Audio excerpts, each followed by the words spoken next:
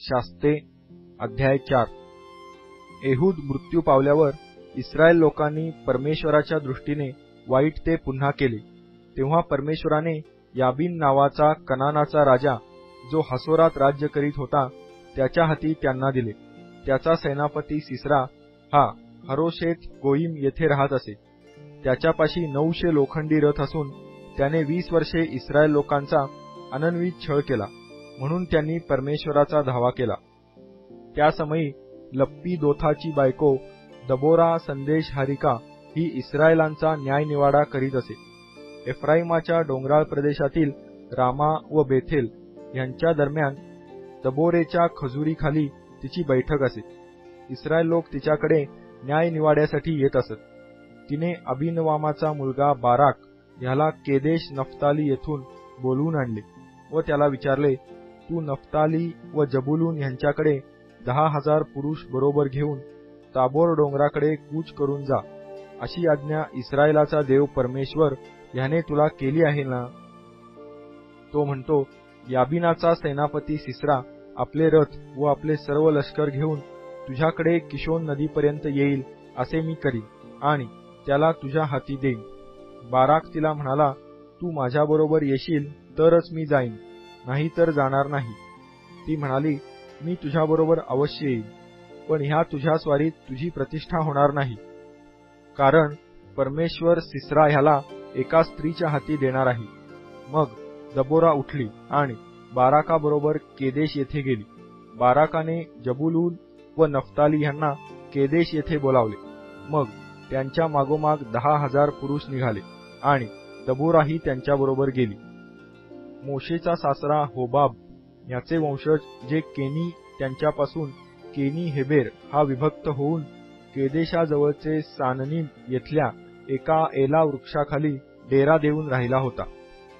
इकडे सिसरा ह्याला खबर लागली की अबिनवामाचा मुलगा बाराक हा ताबोर डोंगर चढून गेला आहे. तेव्हा सिसरा ह्याने आपले एकंदर 900 लोखंडी रथ आणि हरोशेत गोईम येथून आपल्या जवळचे सर्व लोक किशोन नदीवर जमा केले.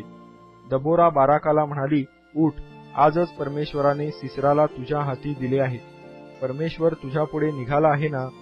मग बाराक व त्याच्या पाठोपाठ 10,000 लोक ताबोर डोंगरावरून उतरले. परमेश्वराने सिसरा, त्याचे सर्व रथ व सर्व सेना यांचा बाराकासमोर तरवारीने धुव्वा उडवला. तेव्हा सिसरा रथावरून उतरून पायीच पळून गेला. इकडे बाराकाने हरोशेत गोईमपर्यंत रथांचा व सैन्याचा पाठलाग केला आणि सिसराची सर्व सेना तरवारीने पडली, त्यातला एकही वाचला नाही. सिसरा मात्र केनी हेबेर ह्याची बायको याएल हिच्या डेऱ्याकडे पायी पळून गेला, कारण हसोराचा राजा याबीन आणि केनी हेबेराचे घराणे ह्यांचे सख्य होते. तेव्हा याएल सिसराला सामोरी येऊन त्याला म्हणाली, या स्वामी, या इकडे माझ्याकडे, भिऊ नका. तेव्हा तो तिच्याकडे डेऱ्यात गेला व तिने त्याला कांबळी खाली लपवले. तो तिला म्हणाला, मला थोडे पाणी प्यावयाला दे बरे, मला तहान लागली आहे. तेव्हा तिने दुधाची बुधली उघडून त्याला दूध प्यावयाला दिले व त्याला झाकले. तो तिला म्हणाला, डेऱ्याच्या दाराशी उभी राहा आणि कोणी येऊन तुला विचारू लागला की येथे एखादा पुरुष आहे काय, तर नाही म्हणून सांग. मग हेबेराची बायको याएल हिने डेऱ्याची मेख आणि हातोडा हाती घेऊन आणि पाय न वाजवता त्याच्याजवळ जाऊन त्याच्या कानशिलात ती मेख ठोकली. ती आरपार जाऊन जमिनीत रुतली. तो थकून गेल्यामुळे त्याला गाढ झोप लागली होती. अशा प्रकारे तो मेला. बाराक सिसराचा पाठलाग करीत आला. तेव्हा त्याला याएल सामोरी येऊन म्हणाली, चला, ज्या माणसाचा तुम्ही शोध करीत आहात तो मी तुम्हाला दाखवते. तो तिच्याबरोबर आत जाऊन पाहतो, तो सिसरा मरून पडला होता आणि त्याच्या कानशिलात मेख ठोकलेली होती. अशा प्रकारे त्या दिवशी कनानाचा राजा याबीन ह्याचा देवाने इस्रायल लोकांपुढे धुव्वा उडवला. इस्रायल लोकांची सत्ता कनानाचा राजा याबीन ह्याच्यावर अधिकाधिक वाढत गेली व शेवटी त्यांनी कनानाचा राजा याबीन ह्याचा नाश केला.